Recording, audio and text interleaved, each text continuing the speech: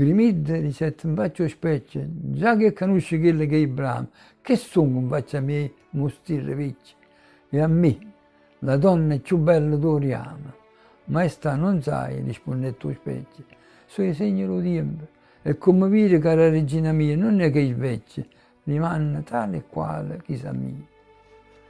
Quando è così già stamattina, o mi rifletto bella faccia e trezza, o quando è vero che sono caricine, ti ci frantumo insieme, mille pezzi.